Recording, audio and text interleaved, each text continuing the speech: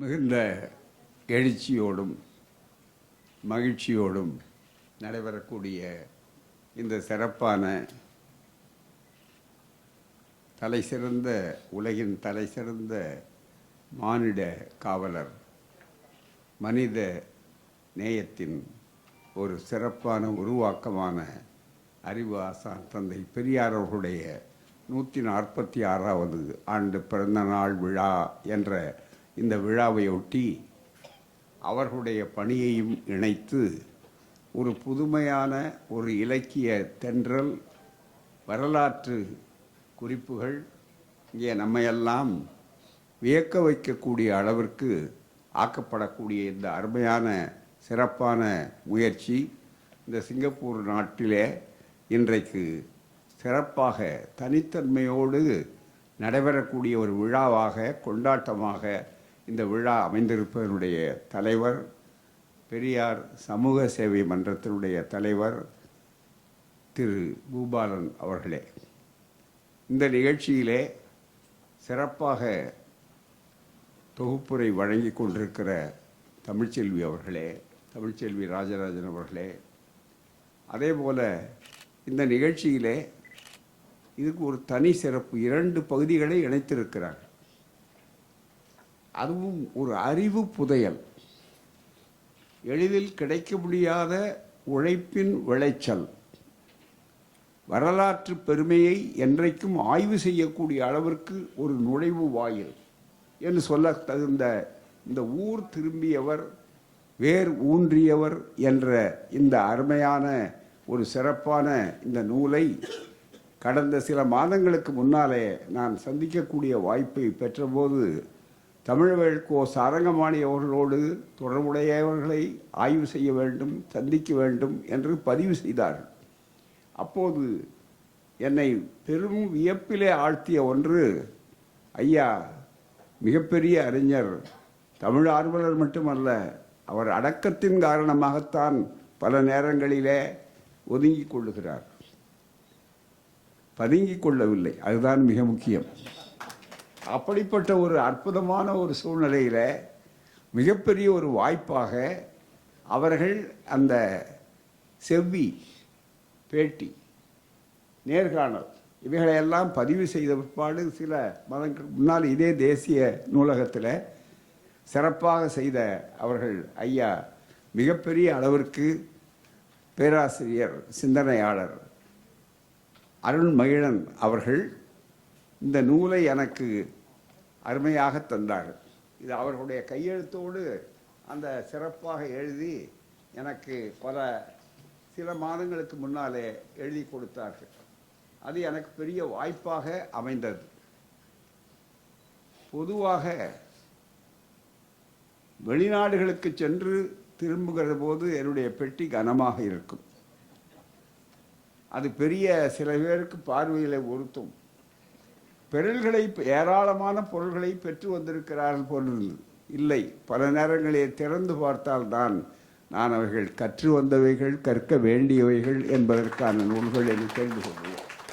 அப்படிப்பட்ட ஒரு அற்புதமான ஒரு நூலை இது மிகப்பெரிய அளவிற்கு எங்கள் நூலகம், ஆய்வகம், பெரியார் பகுத்தறிவு நூலகம் இருக்கிறதே, அதுதான் திராவிட இயக்கத்தினுடைய ஆராய்ச்சி ஊற்றுக்களிலே ஒன்றாக இருக்கிறது, அங்கீகரிக்கப்பட்டிருக்கிறது. அப்படிப்பட்ட அதற்கு இதை கொண்டு போய் செலுத்த வேண்டும் என்பதற்காக நான் இதையே முன்னேறி கொடுத்தேன். ஆனால் சென்ற உடனே சில நாட்களுக்குள்ளாக அவர் படித்து இங்கே புறப்படுவதற்கு முன்னாலே 3 மணி நேரம் நல்ல வாய்ப்பாக இங்கே இந்த நூலை படிக்கிற போது தான் நூலைப்படி என்றார் புரட்சி கவிஞர் அவர்கள். அதுவும் அந்த வாய்ப்பை அருமையாக பயன்படுத்தி கொண்ட போது இது ஒரு அறிவு புதையல் என்பதை எங்களாலே கண்டுபிடிக்க முடிந்தது. எனவே பெரியார் விழாவை நடத்துகிறோம் என்று சொல்கிற போது இந்த நூலுக்கும் பெரியாருக்கும் மிக தெளிவான பொருத்தங்கள் ஏராளம் இருக்கின்றன. ஐயா அவர்கள் சில ஆய்வுகளை சொன்னார்கள். பெரியார் சமூக விஞ்ஞானி. இந்த சமூக விஞ்ஞானத்தினுடைய தத்துவமே எதுவும் முடிந்த முடிவல்ல. இதுதான் விஞ்ஞானத்தினுடைய மிகப்பெரிய அடிப்படை. இதுதான் கடைசி என்று ஒரு முறை தந்தை பெரியார் அவர்களுடைய நூல்களை எல்லாம் தொகுத்து ஒருவர் எங்களுடைய பணித்தோழர் அவர்கள் வந்த நேரத்தில் அவர்கள் என்ன சொன்னார்கள் அதை சொல்லுகிறேன். அப்படிப்பட்ட ஒரு அருமையான இங்கே நூலை சிறப்பாக உருவாக்குவதற்கு தொகுப்பாசிரியராக ஆசிரியராக இருப்பதை விட மிக கடினமான பணி தொகுப்பாசிரியராக இருப்பது. ஏனென்றால் எதை தொகுப்பது, எதை விடுவது, எது சரக்கு உள்ளது என்று நினைக்க வேண்டிய ஒரு அளவிற்கு அந்த அருமையான பணியை இங்கே இருக்கிறவர்கள் குறிப்பாக ஒரு நல்ல குழுவோடு செய்திருக்கிறார்கள். அந்த பெருமை எனக்கு மட்டுமல்ல, எல்லோருக்கும் ஒரு கூட்டு குழு மனப்பான்மை, அதுதான் மிக முக்கியம். அந்த கூட்டு குழுவினுடைய பெருமைகளும் சாதனைகளும் தான் இதை என்பதை ஐயா அவர்கள் சொன்ன அருமை பேராசிரியர் அருண் மகிழன் அவர்களே, அதுபோல பாரம்பரியமான தமிழ் இன உணர்வோடு சிறந்த ஆய்வு பேராசிரியராக சிங்கப்பூர் தேசிய பல்கலைக்கழகத்தில் இருந்து பெண்களால் முடியும், எங்களால் முடியும் என்று சொல்லக்கூடிய அளவிற்கு இன்றைக்கு நாம் பெருமைப்படத்தகுந்த சிங்கப்பூரின் பெண் பேராசிரியை என்ற ஒரு வாய்ப்பிலே இருக்கக்கூடிய நம் அறிவு குடும்பத்தை, கல்வி குடும்பத்தை, மருத்துவ குடும்பத்தை சார்ந்திருக்கிற பெருமதிக்குரிய அருமை சகோதரியார் அவர்கள், சித்ரா அவர்கள், சங்கரன் அவர்கள் இங்கே சிறப்பாக உரையாற்றினார்கள். எல்லாவற்றையும் விட இவைகளெல்லாம் வயது வரிசையாக சொல்லி கொண்டு வந்தால் நம்முடைய அருமை பல்கலைக்கழக மாணவி அருணா கந்தசாமி அவர்களுடைய உரை இருக்கிறத, அது எங்களுக்கு மிகுந்த நம்பிக்கையையும் புதிய தலைமுறைகள் உருவாகின்றன என்பதற்கும், இந்த புதையலை பற்றி அவர்கள் ஒவ்வொரு வகையாக கிண்டி கிளறி லேசாக காட்டினார். இந்த புத்தகத்தை ஆய்வு செய்ய போகிறான்னு சொன்னோன்னே எனக்கே ஒரு வியப்பு. ஏன்னா இது அவ்வளவு சுலபமாக ஆய்வு செய்ய முடியாது. ஏனென்றால் இதை 3 முறை படித்திருக்கிறோம். கிட்டத்தட்ட இந்த 3 மாதங்களிலே நான் பல இடங்கள் எழுதி, இந்த ஆண்டு பெரியார் பிறந்தநாள் விழா மலர் ஒவ்வொரு ஆண்டும் வெளியிடுவோம், அதில் என்னுடைய கட்டுரையை இந்த புத்தகத்தினுடைய கருத்தை மையப்படுத்தித்தான் எழுதியிருக்கிறேன், அந்த குறிப்பை வைத்திருக்கிறோம்.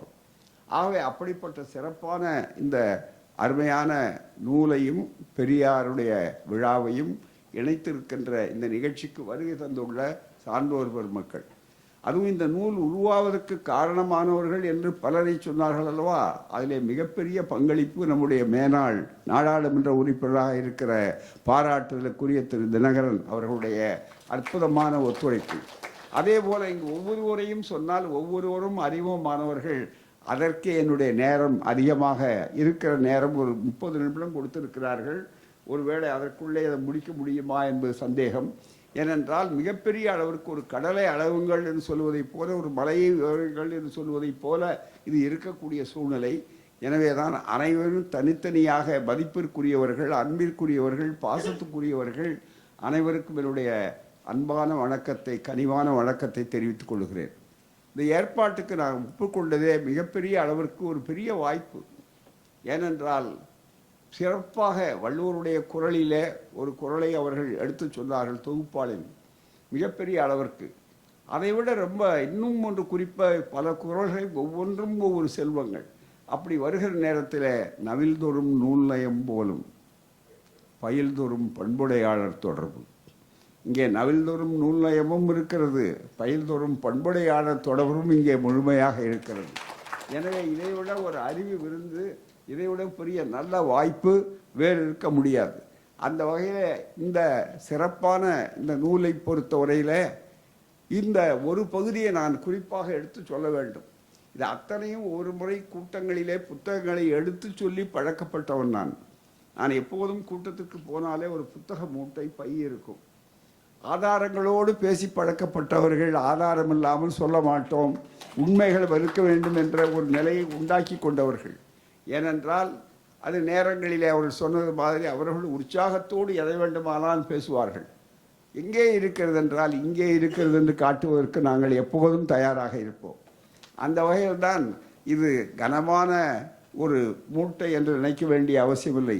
என்றால் சில பேர் மூட்டையை மட்டுமே பேச்சிலே காட்டுகிறார்கள். ஆனால் இது முழுக்க முழுக்க நாம் இங்கு அறிவார்ந்த ஒரு செய்திகளை எடுத்து சொல்கிற நேரத்தில் தந்தை பெரியார் அவர்களுடைய பிறந்தநாள் விழா 146 பிறந்தநாள் விழா என்பது வெறும் கொண்டாட்டம் மட்டுமல்ல, அதனால் ஏற்படுகிற பலன் என்ன என்பது மிக முக்கியம். அதுதான் அழகாக எடுத்து சொன்னார்கள். இந்த தலைப்பே முதலில் பாராட்டப்பட வேண்டிய தலைப்பு. அது எளிதில் எல்லோருமே, நான் நண்பர்கள் மத்தியிலே சொன்னேன், தமிழ்நாட்டில் இதை ஒரு குறிப்பிட்டவர்கள் எல்லாம் ஏற்கனவே அறிமுகப்படுத்தி இருக்கிறேன். இந்த தலைப்பே ஊர் திரும்பியவர் வேறு ஊன்றியவர். இதுதான் ரொம்ப மிக முக்கியம். பல பேர் இந்த இந்த ரெண்டு தலைப்பு ரொம்ப ஈர்க்கக்கூடிய தலைப்பு. இந்த தலைப்புக்காகவே முதலில் பாராட்டுகள், அதுதான் மிக முக்கியம். அந்த ஊர் திரும்பியவர்களுக்கும் வேர் ஊன்றியவர்களுக்கும் என்ன நிலைப்பாடு, இந்த ரெண்டையும் ஒரு ஆய்வு செய்யலாம் மிக அழகாக. ஊர் திரும்பியவர்கள் திரும்பாதவர்களாக வேர் ஊன்றியவர்களாக இருந்தார்கள். அந்த வேர் ஊன்றியவருடைய இரண்டுக்கும் பின்னணி என்ன, அப்படிப்பட்ட வரலாறு எவ்வளவு ஆழமான வரலாறு என்பதை இந்த நூலிலே பல இடங்களிலே பார்க்கலாம். அதிலே தந்தை பெரியார் அவர்களுடைய இந்த சிறப்பான பிறந்த நாளிலே இரண்டையும் இணைத்திருக்கிறார்கள். இந்த இரண்டும் இது பாதி அது பாதி சொல்ல வேண்டிய, இரண்டும் கலந்து ஒன்றுபடுத்தி இருக்கக்கூடிய ஒரு செய்தி. அதுதான் உங்களுக்கு வியப்பாக இருக்கும். அந்த வகையில் நண்பர்களே, இந்த சிறப்பான வகையில் இதனுடைய 379 என்று நினைக்கின்றேன் பக்கத்திலே, திராவிடர் தமிழர் இந்தியர் மாறி வரும் அடையாளங்கள் என்ற தலைப்பு. இந்த திராவிடர் தமிழர் மாறி வரும் அடையாளங்கள் இயல் 17. இந்த இயல் 17 மிகப்பெரிய அளவிற்கு எப்படியெல்லாம் நம்முடைய வேர்கள் இங்கே இருந்தன, இன்றைக்கு விழுதுகள் பழுதில்லாத விழுதுகளாக ஊர் திரும்பியவர்களை விட வேர் பிடித்தவர்கள் அடையாளத்தோடு இருக்கிறீர்கள். இதற்கு என்ன காரணம், யார் காரணம், அடிப்படையில் யாரெல்லாம் பங்காற்றிருக்கிறார்கள், அதுதான் இந்த விழாவினுடைய அடிப்படையை தத்துவமே. இந்த விழா இங்கே நடப்பதற்கு பொருள். பெரியாருக்கும் அதற்கும் என்ன சம்பந்தம் என்று நினைப்பார்கள். ஆனால் இன்றைக்கு இங்கே சிறப்பாக ஊர் திரும்பியவர்களாக இல்லாமல் வேறு ஊன்றியதற்காக பட்ட பாடு இருக்கிறத. இந்த மரபுடைமை சங்கத்துக்கு 1000 நன்றிகள் சொல்ல வேண்டும். அரசாங்கத்திற்கு எங்களுடைய தலைதாழ்ந்த நன்றி, தமிழ் கூறும் நல்லுலகத்தின் சார்பாக. ஏனென்றால் இப்படிப்பட்ட ஒரு முயற்சியை தமிழ்நாடு, தாய் திருநாளாக இருக்கக்கூடிய தமிழ்நாடு அரசாங்கம் கூட பின்பற்ற வேண்டிய ஒரு நிலையை தவறில்லை. யார் வேண்டுமானாலும் எங்கே வேண்டுமானாலும் புதிய கோணத்திலே புதிய பார்வையை செலுத்த வேண்டும். அதுதான் தந்தை பெரியாருடைய கருத்து. அந்த வகையிலே வந்தபோது இந்த பல தலைப்புகள் பல அத்தியாயங்களாக வந்திருக்கின்றன. அவர்கள் ஒவ்வொன்றையும் சொன்னார்கள். அவர்கள் சொல்லாத ஒன்றை இந்த புதையலிலே இருந்து ஒரு பகுதியை உங்களுக்கு குறிப்பிட்ட நேரத்துக்குள்ளாக வாய்ப்பு எவ்வளவு கிடைக்கிறதோ அதை மட்டும் சொல்லுகிறோம். மிக முக்கியமாக சிங்கப்பூரின் பல்லின பல பண்பாட்டு சூழலில் தமிழர் என்ற அடையாளத்தின் இடமும் பொருளும் என்ன என்பதை குறித்த விவாதங்கள் வருகின்ற நேரத்தில் அடிக்கடி நடந்துள்ளன. அப்படிப்பட்ட அண்மையான வாய்ப்பு ஏற்பட்டது என்று வரலாற்றை வேகமாக சொல்லிவிட்டு இங்கே கொண்டிருக்கக்கூடிய மிக முக்கியமான புள்ளி விவரங்களை எல்லாம் சொல்லி இதுக்கு அடிப்படையானவர்கள் என்ன என்பதை இங்கே விட நம்முடைய மூலவர்களை எடுத்து எவ்வளவு சங்கடத்தோடு வந்தார்கள் என்ற நிலைகளை பார்த்து வரும். அதை சுருக்கமாக இந்த எல்லா செய்திகளிலும் விளக்கி இருக்கிறார்கள். இங்கே வந்தவர்கள் ஒடுக்கப்பட்ட சமுதாயமாக தமிழ்நாட்டிலே இந்தியாவிலே இங்கே இருக்கக்கூடிய ஜாதி முறையினாலே மிகத்தளவாக அழுத்தி வைக்கப்பட்ட நம்முடைய மக்கள் அன்றைக்கு வந்தவர்களுக்கும் இன்றைக்கு வருகிறவர்களும் புலம்பெயர்ந்ததில் அடிப்படையில் வேறுபாடு உண்டு. அவர்களெல்லாம் தொழிலாளர்களாக, தோட்ட தொழிலாளர்களாகவும் வெறும் வேலை செய்யக்கூடியவர்களாகவும் மட்டுமே வந்தார்கள். ஆனால் இன்றைக்கு பணியாளர்களாக மற்றவர்கள் அறிவு சூழலில் வளரக்கூடியவர்களாக இருக்கிறார்கள். அது நமக்கு மிகப்பெரிய சமூக மாற்றம், சாதாரண மாற்றம் அல்ல. அப்படிப்பட்ட சமூக மாற்றத்தை இங்கே சொல்லுகிற நேரத்தில் சிறப்பாக இங்கே பெரிய அளவிற்கு எவைகளெல்லாம் அன்றைக்கு நம்மை காலை பிடித்து இழுத்தன, எவைகளால் அவர்கள் ஊர் திரும்பினார்கள், எவைகளால் அவைகள் இங்கேயே தடுமாற்றத்தோடு இருந்தார்கள், திக்கு தெரியாதவர்கள் தவித்தார்கள் என்று அற்புதமாக திருநாவுக்கரசு அவர்கள் ஒரு கட்டுரையிலே குறிப்பிட்டார்கள். அந்த வகையிலே தந்தை பெரியார் அவர்கள் 1929 வருகிறார்கள் அன்னை நாகம்மையாரோடு. அதே போல அவர்கள் முதல் முறையாக தோட்ட தொழிலாளருக்கு மலையாவும் சிங்கப்பூர் இணைந்திருந்த காலகட்டம் அது. அப்படிப்பட்ட நம்மை போன்ற பலர் பிறந்திருக்க முடியாது. அந்த காலகட்டத்திலே அவர்கள் வந்தவுடனே எங்கே போனார்கள் என்றால் வளமையான இடத்தை பார்த்து அங்கே பேசவில்லை. சொன்னார்கள் அல்லவா, நான் ஒரு சாதாரணம் என்று அடக்கத்தோடு சொன்னார்கள். அந்த சாதாரணமானவர்களுக்காக பேசியே உயர்த்தியவர் தந்தை பெரியார் அவர்கள். அறிவு ஜீவிகள், அறிவாளர்கள் என்று தங்களை மேல்மட்டத்திலே ஆக்கி கொண்டவர்களை பற்றி அவர்கள் கவலைப்படவில்லை. அதே நேரத்தில் அடித்தளத்திலே நாதியற்றவர்களுக்கெல்லாம் நாப்பரை கொட்டி அவர்களை நாதியிலார் என்று சொல்லாதீர்கள், அவர்களுக்கு நாங்கள் இருக்கிறோம், நாம் இருக்கிறோம் என்ற தன்னம்பிக்கையை, துணிவை, தன்மானத்தை, சுயமரியாதை ஊட்டியவர் தந்தை பெரியார் அவர்கள். அப்படிப்பட்ட அந்த சூழலை இங்கு அழகாக விளக்கி சொல்லுகிறார்கள். மிக தெளிவாக ஒரு பகுதி அதிலே சமூகத்தில் தொழிலாளர் வர்க்கத்திலிருந்து தூர விலகி கொண்டார்கள் அறிவாளிகள். அந்த நேரத்தில் இந்த மேட்டுக்குடி வர்க்கத்தினருக்கும் தோட்ட தொழிலாளர் இந்தியருக்கும் ஒரு தொடர்பும் இல்லை. இவ்வாறு சிங்கப்பூர் தமிழ் சமுதாயத்தில் உயர் வர்க்கத்துக்கு ஏழை தொழிலாளர்கள் வர்க்கத்துக்கும் இடையே பொருளாதார அடிப்படையிலான பெரும் பிளவு இருந்தது. இது பழைய கட்டம். ஏனென்றால் இன்றைய வரலாற்று புதிய தலைமுறை, இளம் தலைமுறை நாம் எங்கிருந்து வந்தோம், எப்படி வந்தோம், கடந்த பாதைகள் எப்படி வளர்ந்தோம் என்பதையெல்லாம் அவர்கள் தெரிந்து கொள்ளக்கூடிய அளவிற்கு இந்த வாய்ப்பை பயன்படுத்த வேண்டும். அதிலே இந்த பகுதியை அழகாக கட்டுரையாளர் சிறப்பாக எடுத்து சொல்லுகிறார்கள். இந்த கட்டுரையாளர் ஹெய்டல்பர்க் பல்கலைக்கழகத்திலே அவர்கள் பேராசிரியராக ஆய்வாளராக இருக்கக்கூடியவர்கள். அப்படி அருமையானவர்களை தேர்ந்தெடுத்திருக்கிறார்கள். அதுதான், அது தமிழ்நாட்டுக்காரர் கூட அல்ல, அவரோட ஆய்வுகள் என்று சொன்னால் அப்படி எந்த விதமான மறைப்பும் இல்லாமல், திரிபுகோணம் இல்லாமல் நடந்ததை அப்படியே எடுத்து சொல்கிறார்கள். இவ்வாறு சிங்கப்பூர் தமிழ் சமுதாயத்தில் உயர் வர்க்கத்துக்கும் ஏழை தொழிலாளர் வர்க்கத்துக்கும் இடையே பொருளாதார அடிப்படையிலான பெரும் பிளவு இருந்தது. வர்க்கப்பிளவோடு சேர்த்து இந்த இடத்தை தான், இங்கே தான் பெரியார் விழாவை எப்படி இதோடு இணைக்கிறோம் என்பது வருகின்றது. வர்க்கப்பிளவோடு சேர்த்து சாதி அடிப்படையிலும் சிங்கப்பூர் தமிழ் சமூகம் பிளவுபட்டிருந்தது. அதுதான் மிக முக்கியம். ஒரு தமிழ் சமுதாயத்தை ஒன்றுபடுத்த வேண்டும். சாதி அடிப்படையிலும் பிளவுபட்டு மலேயாவிலும் சிங்கப்பூரிலும் இந்திய சமூகம் குறித்து தன் முக்கியமான ஆய்வில் இரண்டாம் உலகப் போருக்கு முந்தைய காலத்தில் சாதி பிரிவினை குறிப்பாக வியப்பாக இருக்கு. இன்றைக்கு இருக்கிற இளைய தலைமுறைக்கு என்னங்க இதெல்லாம், நாம் இன்றைக்கு இது தேவையா, தெரிந்து கொள்ளணுமா, சொல்லணுமா, பேசணுமா என்று கேட்கக்கூடியவர்களெல்லாம் இருக்கிறார்கள். ஆனால் நம்முடைய நிலை என்ன என்பதை புரிந்து கொண்டால்தான் இன்றைக்கு அது எப்படி மாற்றங்கள் வருகிறது என்பதை புரிந்து கொண்டு வருமுன்னர் காக்கின்ற அறிவை நம்முடைய நமக்கு மட்டுமல்ல, இனி வரக்கூடிய இளைய தலைமுறையினர் கூட எடுத்து காட்டக்கூடிய வாய்ப்பு வரும். இதில் தெளிவாக சொல்லுகிறார்கள். சிங்கப்பூரில் இந்திய சமூகம் குறித்து தன் முக்கிய ஆய்வில் இரண்டாம் தாழ்த்தப்பட்ட சாதி பிரிவினை, குறிப்பாக தாழ்த்தப்பட்ட சாதியினர் நடத்தப்பட்ட விதம் பெரிய பிரச்சனையாக இருந்தது என்கிறார் ஆய்வாளர் அரசரத்தனம். இந்தியாவிலிருந்து சடங்கு சம்பிரதாயங்களோடு பல சாதிய கட்டுப்பாடுகளும் மலேயா சிங்கப்பூருக்கு கொண்டு வரப்பட்டன. எனவே இங்கே கொண்டு வரணும், எதை கடலிலே தூக்கி எறிந்து விட்டு வர வேண்டுமோ அதை பத்திரமாக கொண்டு வந்தான். அதுதான் அவர்கள் அதை கொண்டு வந்து முதல்ல அதை நிலைநிறுத்தினார்கள். இன்றைக்கு ஏன் வளரவில்லை, வளர வேண்டிய அளவிற்கு, முன்னேற வேண்டிய அளவிற்கு ஏன் வரவில்லை? எல்லோருக்கும் ஆறு அறிவு தான். எந்த நாட்டுக்காரனாக இருந்தாலும் மனிதன் என்று சொன்னால் மானிடப்பற்று. பெரியார் அவருடைய பார்வையே மானிடப்பற்று. அவருக்கு மனிதம் அதுதான் மிக முக்கியம். அவருக்கு ஒரு குறிப்பிட்ட நேரத்தில் குறிப்பிட்ட பகுதி என்று அவருக்கு விமர்சனம் செய்யலாம். அதற்கு அடுத்து விளக்கம் சொல்லுகிறேன்.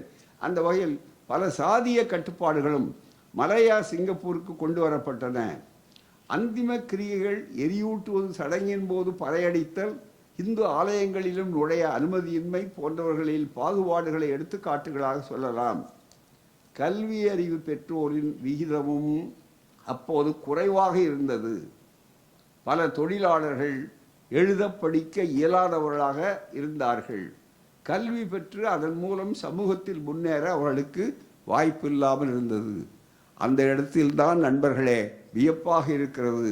தந்தை பெரியார் ஒவ்வொரு தோட்ட தொழிலாளிக்கும் சென்று அங்கே நீங்கள் பள்ளிக்கூடங்களை வையுங்கள், கள்ளுக்கடைகள் தேவையில்லை என்று தெளிவாக சொல்லி, தொழிலாளி தோட்ட தொழிலாளியின் மகன் தோட்ட தொழிலாளியாக வரக்கூடாது, அவன் பெரிய படித்தவராக பணியாற்றக்கூடியவராக வந்தால்தான் சமுதாய மாற்றம் ஏற்படும் என்று சொன்னார்கள்.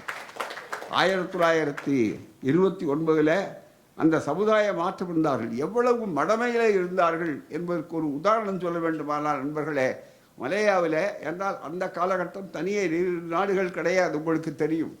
அங்கே ஒரு சம்பவம், அதை சாமி சிதம்பரனார் அவர்கள் பெரியார் வாழ்க்கை வரலாற்றிலே ரொம்ப அழகாக எழுதுகிறார். ஒரு தோட்டத்திலே போய் அவர்கள் குடித்து விட்டு மயங்கி கிடக்கிறவர்களை எல்லாம் தட்டி எழுப்பி உட்கார சொல்லி எல்லாம் பேசிவிட்டு அந்த மக்கள் உணரக்கூடிய அளவிற்கு இங்கே அவசியம் நீங்கள் பள்ளிக்கூடங்களை வையுங்கள், துவக்க பள்ளிகள் ஆரம்ப பள்ளிக்கூடங்களை வைத்துங்கள் என்றால் சொல்லிவிட்டு அதுக்கு வெறும் ஒரு கோயிலை வைத்துக்கொண்டு அவர்கள் கும்பிட்டார்கள், அவ்வளோதான்.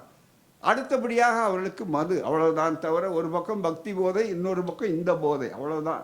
ரெண்டு போதையும் நினைத்தார்களே தவிர கல்வி பாதையை பற்றி அவர்கள் கவலைப்படவில்லை. அந்த காலகட்டத்திலே தான் அதை விட மிக முக்கியம், உங்களுக்கு பக்தி இருக்கட்டும், ஆனால் அதை விட முக்கியம் புத்தி வரணும், அதுதான் மிக முக்கியம். பக்தியா புக்தியா என்றால் புத்தியை முதலில் வளர்த்துக் கொள்ளுங்கள், பிறகு தானே நீங்கள் எதை வேண்டுமானால் முடிவு செய்யலாம் என்று சொல்லக்கூடிய கட்டத்திற்கு அவர் வந்தார். அப்படி வருகிற நேரத்தில் பேசி முடித்து விட்டு போகிறார். எப்படி இருந்தது அந்த காலகட்டத்தில் என்பதை ஒரு சிறு உதாரணத்தின் மூலமாக இன்றைய தலைமுறைக்கு சொல்ல வேண்டும். போய் பேசி முடித்து விட்டார். 1 மணி நேரம் 1.5 மணி நேரம் அவரும் நாகம்மையார் அவர்களும் கூட இருந்திருக்கார். ஒரு வீட்டில், ஒரு தோட்ட தொழிலாளருடைய வீட்டில் விருந்து கொடுக்கிறார்கள். அதற்காக உணவுக்காக அவர்கள் போய் காத்திருக்கிறார்கள். அவசர அவசரமாக ஒரு 50 வயது உள்ள ஒரு மூதாட்டி தன்னுடைய 25 வயதுள்ள ஒரு பெண்ணை அழைத்து கொண்டு வேகமாக வந்து வேர்க்க விறுவிறுத்து, ஐயா ஐயா இங்கே தான் இருக்கிறாங்களா, தமிழ்நாட்டிலேருந்து வந்த ஒரு இங்கே தான் இருக்கிறாரான்னு கேட்குறார். உடனே அவனை அழைத்து கொண்டு வந்து காட்டுறார். என்னங்க உங்கள் உபன்யாசத்தை கேட்கணும்னு நாங்கள் ரொம்ப தூரத்தில் இங்கேருந்து ஒரு 20 கல்லுக்கு அந்தாண்ட தோட்டத்திலேருந்து வந்திருக்கிறோம், ஆனால் இங்கே யார், இவர் தானா அப்படின்னார். ஆமாம், அந்த இவர் தான். அப்போ தாடி கூட வைக்கல பெரியார் அவர்கள். திரும்பும்போது தான் அவர் தாடி வைக்க ஆரம்பித்தார். அப்படிப்பட்ட அவரை பார்த்த உடனே, ஐயா இது என்னுடைய மகள், காலில் விழுமா அப்படின்னார். காலில் விழக்கூடாதுன்னு தந்தை பெரியார் சொன்னார். உடனே இல்லை இல்லை என்னம்மா உங்களுக்கு வேணும், உங்கள் உபதேசத்தை கேட்டு நாங்கள் வரம் வாங்கி கொண்டு போகணும்னு வந்தோம், முன்னாடியே முடிஞ்சு போச்சுங்கிறது எங்களுக்கு கெட்ட வாய்ப்பு இருந்தாலும் உங்களுக்கு சொல்லியிருக்கிறாங்க. என்னன்னா இந்த பெண்ணுக்கு திருமணம் ஆகி 10 வருஷம் ஆச்சு. எங்கே அதுதான் அதுக்கே 20 வருஷம் தான் இருக்கா, 20-25 தான் இருக்கும். 15 வயசுலேயே திருமணம் பண்ணியிருக்காங்க, ஆகியிருக்கு. அதனால் நீங்கள் சொன்னாங்க இதுவரைக்கும் குழந்தையே பிறக்கலை, பெரியவர் வர்றாரு அங்கேருந்து வர்றவர்கிட்ட ஆசீர்வாதம் வாங்கினா வரம் வாங்கினா தானாக குழந்தை பிறக்கும்னு சொல்லியிருக்காங்க, நீங்கள் பொண்ணை ஆசீர்வதிக்கணும் என்ன. அவர் மூட நம்பிக்கை ஒழிக்க வேண்டும்னு பேசிட்டு தான் பெரியார் வந்திருக்காரு. அங்கே மிக நிறைய அளவுக்கு விடாமல் சொன்னேன், இல்லைம்மா நான் அந்த மாதிரிலாம் அதை நம்பிக்கை உள்ளவன் அல்ல, அதெல்லாம் தவறுன்னு நினைக்கிறேங்க. இல்லை இல்லை என்னால் முடியாது, அதெல்லாம் செய்யக்கூடாது அப்படின்னு சொல்கிறாரு. இல்லை என்கிட்ட சொல்லி அனுப்புனீங்க சொன்னாங்க, நீங்கள் ரொம்ப அடக்கமாக இருப்பீங்க, பேசுவீங்க, அவர் மீண்டும் அவர் வந்து சுலபமாக ஒத்துக்க மாட்டார், நீ ரொம்ப வற்புறுத்தி சொல்லணும் என்று வேகமாக சொன்னார் என்றெல்லாம் சொல்லி அவர்கிட்ட சொன்ன உடனே, இல்லை இல்லை நீங்கள் ஆசீர்வதிச்சு தான் ஆகணும், நீங்கள் உங்கள்கிட்ட ஆசீர்வாதம் வாங்காமல் உங்கள்கிட்ட வரம் வாங்காமல் இந்த பொண்ணுக்கு போகிறது இல்லை, நாங்கள் இன்னும் பல மைல் நடந்து போகணும் என்று சொல்லியிருக்காரு. நாகம்மையாரை அழைச்சார் தந்தை பெரியார். பாருங்க, இப்போ தான் என்னுடைய துணைவியார், எங்களுக்கே குழந்தை இல்லை, அதுதான் மிக முக்கியம். ஒரே ஒரு குழந்தை பிறந்து குழந்தை பருவத்திலே அது இறந்து போச்சு, அதுதான் மிக முக்கியம். அதுக்கப்புறம் குழந்தையே இல்லைம்மா, நான் வந்து குழந்தை இல்லாதனால எனக்கு இந்த இருக்கிற நாடு பூரா இருக்கிற குழந்தைகள்லாம் எங்கள் குழந்தை தான், அதில் ஒன்றும் சந்தேகமே இல்லை. ஆகவே தான் எங்களுக்கு சாதி மதம் மற்றது கிடையாது, அதனால் எல்லா மக்களுக்கும் வருகிறோம் என்று அவர் சொன்ன ஒருபாடு கூட, இல்லை இல்லை நீங்கள் என்ன சொன்னாலும் நாங்கள் போக மாட்டோம், நீங்கள் ஆசி கொடுத்தா தான் போவோம் என்று சொன்ன உடனே அவர் வேறு வழி இல்லை, சரி கூப்பிட்டு சரிம்மா போங்க, நினைக்கிறபடி நடக்கும் போங்க என்று சொன்ன உட்பாடு தான் அவரை விட்டாங்க மிகப்பெரிய அளவுக்கு. அப்படியெல்லாம் மக்கள் வந்து மூட நம்பிக்கையில் இருந்த ஒரு சமுதாயத்தில் அடுத்து 54 வருகிறார், பர்மாவுக்கு போய்விட்டு இங்கே வருகிறார் தந்தை பெரியார் அவர்கள். வந்த நேரத்திலே மிக முக்கியமான அளவிற்கு அவருக்கு ஒரு பெரிய வாய்ப்பு என்னன்னா, அவருக்கு வரவேற்பு கொடுக்கிறார்கள். கொடுக்கிறவர்களெல்லாம் நல்ல இளைஞர்கள், அவர்களெல்லாம் கல்லூரி படித்தவர்கள், அவர்கள் பெரிய பதவியிலே இருக்கிறார்கள். பெரியாரின் தாக்கம், பெரியாரின் அறிவுரை அது பயன்பட்ட ஒரு அறிவுரையாக மாற்றப்பட்டது.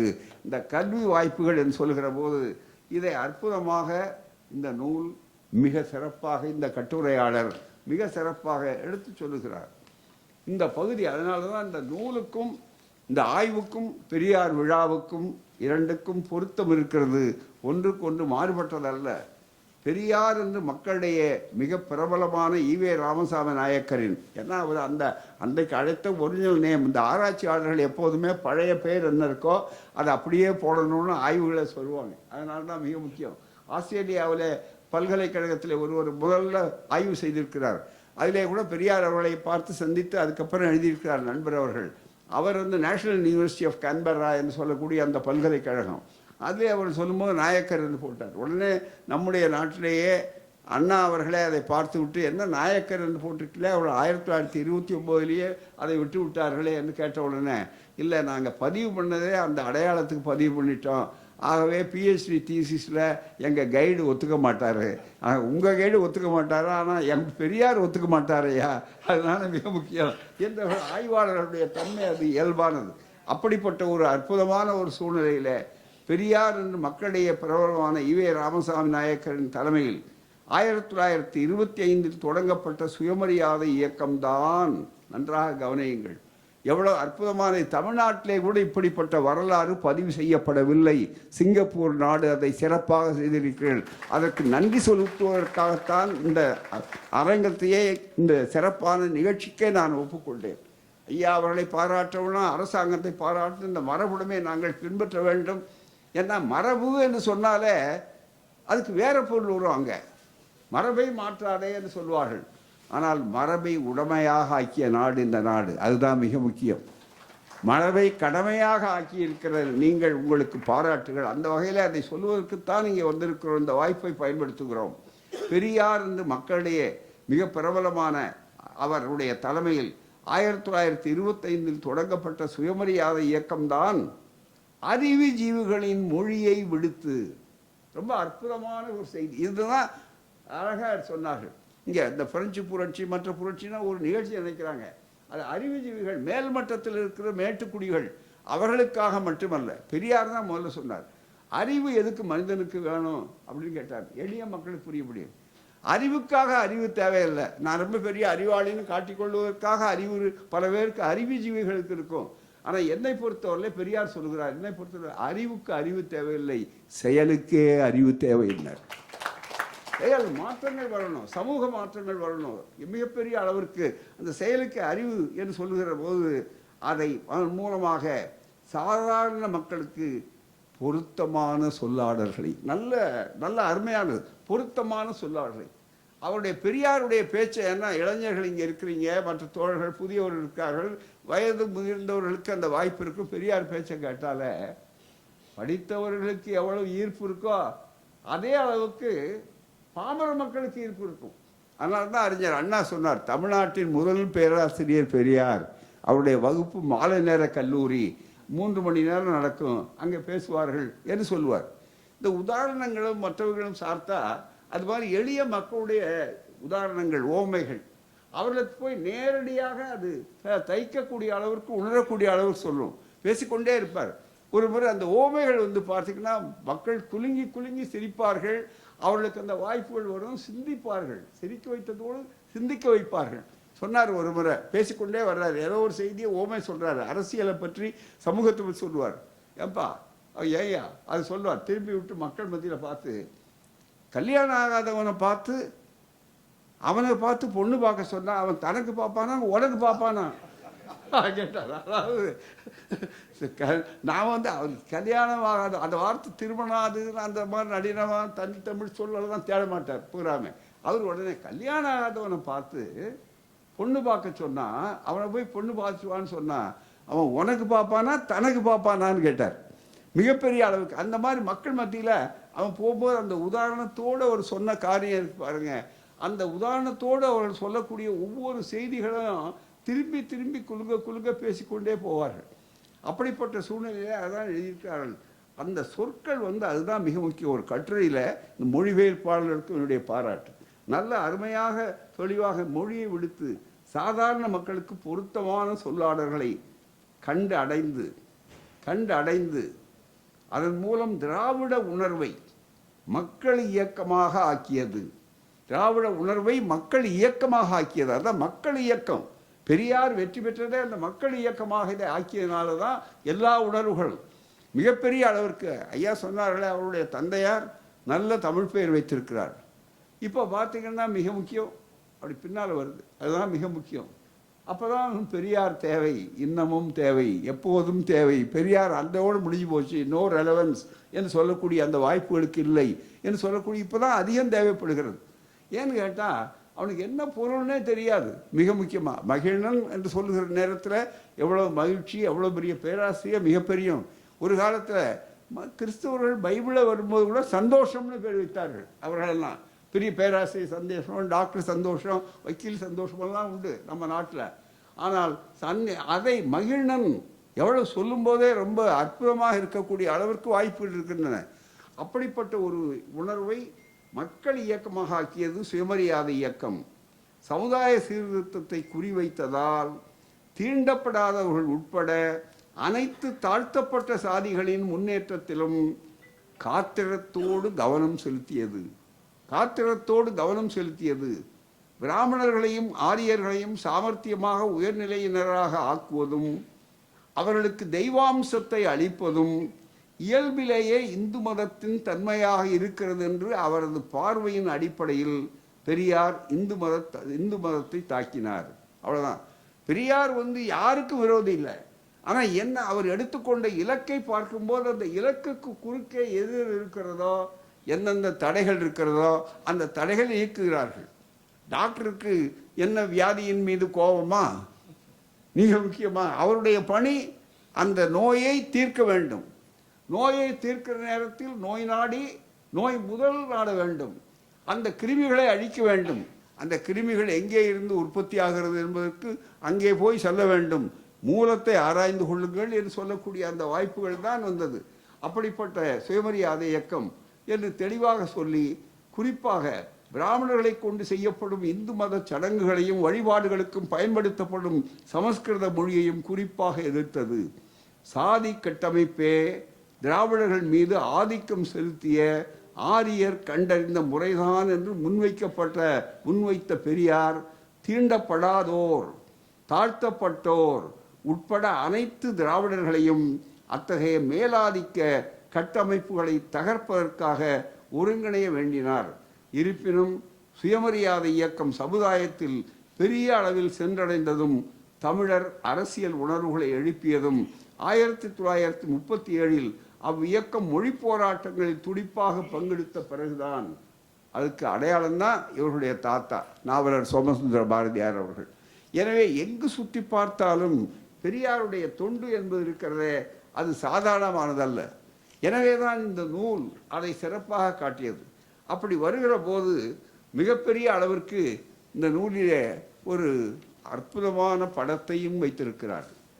தமிழ்நாட்டிலே கூட இப்படி இயல்பாக ஒரு மரபுடைமை அமைப்புகள் சொல்லும்போது தமிழவேள் கோ சாரகமாணி அவர்கள் தமிழர் சீர்திருத்த சங்கம் என்ற பெயராலே அவர்கள் உருவாக்கி தந்தை பெரியார் அவர்களை மலேசியா, சிங்கப்பூர் உள்பட அனைத்து கொண்டு போனவர்கள் எந்தெந்த இடத்திலெல்லாம் அவர்கள் சமத்துவத்துக்காக, சுயமரியாதைக்காக, பெண்ணடிமை நீக்கத்திற்காக எடுத்து சொன்னார்கள். அதுதான் மிக முக்கியம்.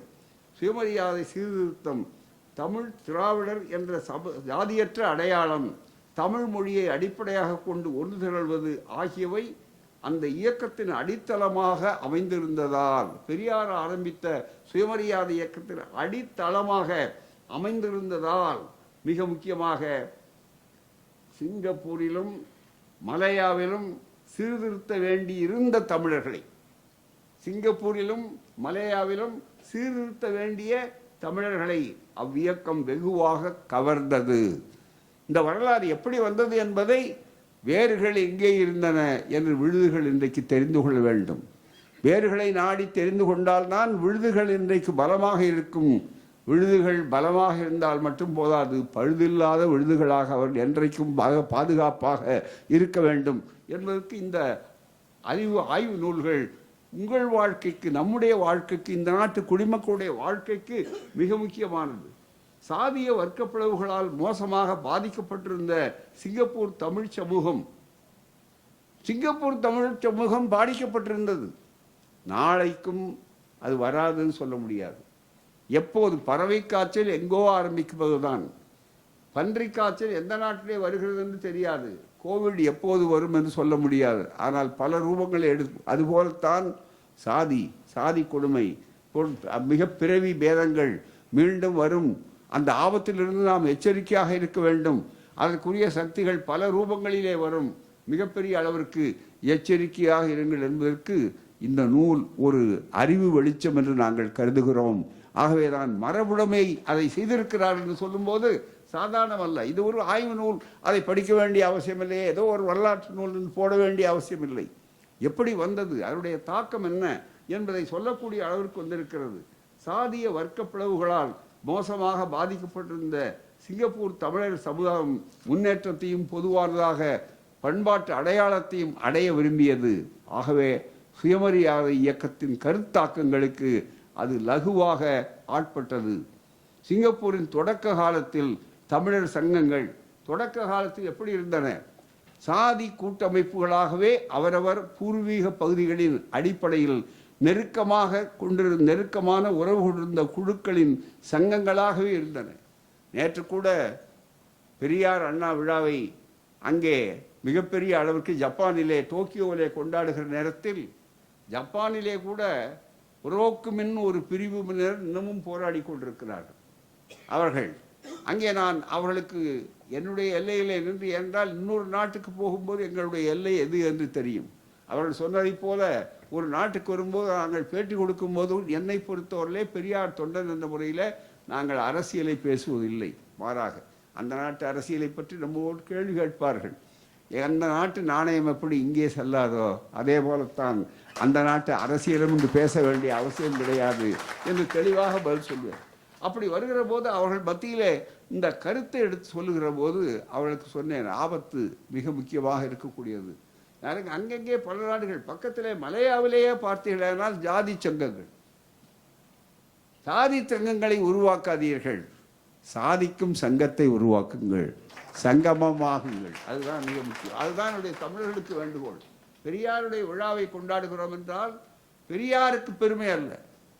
மருந்து சாப்பிடுகிறோம், அந்த மருந்து வாங்குவதற்கு முன்னால் பெரியாருடைய கருத்து, பகுத்தறிவு கருத்து அவர்களுக்கு தேவைப்படுகிறது. மருந்து வாங்குவதற்கு முன்னால் மருத்துவர் மருந்து எழுதி கொடுக்கிறார், உடனே கொண்டு போய் மருந்தையும் வேகமாக வாங்க வேண்டும் என்று வாங்கி விடுகிறோம்.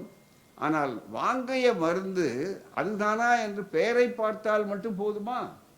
அதை விட மிக முக்கியமான ஒன்று இருக்கிறது.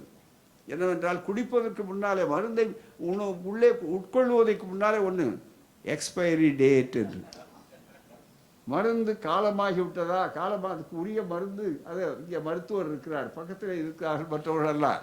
அதனால் முதல்ல மருந்தில் பார்க்க வேண்டியது ரொம்ப அவசியமாக. கொஞ்சம் பார்த்து விட்டால் அந்த தேதி கடந்து விட்டிருந்தால் கோபப்படுவோம், நாம் மருந்து கிடைக்காத சண்டை போடுவோம் மிக முக்கியமாக. ஆனால் மருந்து காலாவதியான மருந்துக்கு காலத்தை அவ்வளவு கணிக்கின்ற மக்கள் காலாவதியான கருத்துக்களை ஏனோ கட்டி எழுகிறீர்கள் என்று பெரியார் கேட்டார். அதுதான் மிக முக்கியம். அதுதான் காலாவதியான கருத்தை பற்றி இல்லை, ரொம்ப நாளாக நாங்கள் தான் இருக்கிறோங்க, நீண்ட காலமாக கருத்து இருக்கிறது என்று சொல்லக்கூடிய அளவிற்கு அதை பெரியாருடைய எளிமையாக சொல்லும்போது சொன்னார். ரொம்ப பழைய கட்டடம்னா என்ன அர்த்தம்? அதிக ரிப்பேர் பண்ணணும்னு அர்த்தம். அதுதான் மிக முக்கியம். அது பெருமை அல்ல, அதே நேரத்தில் கவனமாக இருக்கணும் அங்கே இருக்கிறவர்கள் சொல்லி எளிய மக்கள் உதாரணமாக அந்த மக்களை சிந்திக்க வைத்து புதுமைக்கு கொண்டு வந்தவர் தந்தை பெரியார் அவர்கள். அப்படிப்பட்ட அதனுடைய பலன், அதனுடைய விளைவு என்ன என்றால், ஊர் திரும்பியவர்கள் பல பேருக்கு அதை பார்த்தார்கள், இதை பார்த்தார்கள், ஒன்று வேணும் நமக்கு அங்கே வேணும் என்று நினைத்தார்கள். ஆனால் இங்கே தான் பெரியார் அவர்களுடைய அந்த கொள்கைகளை மிகப்பெரிய அளவுக்கு விதைத்து ஏற்று அது இந்த நாட்டுக்கு தேவை என்பதை உணர்ந்தவர்கள் தமிழ்வேல்கோ சாரங்கபாணி போன்றவர்களுடைய உற்பாதம் பிறந்து எல்லையற்ற உற்சாகம். எல்லா இடங்களுக்கும் வீடு வீடாக போய் நீங்கள்லாம் குடியுரிமை பெறுங்கள், குடியுரிமை பெறுங்கள் என்று சொன்னார்கள். அதனுடைய காரணமாக அந்த குடியுரிமை தான் இவர்களை வேறு ஊன்ற வைத்தது.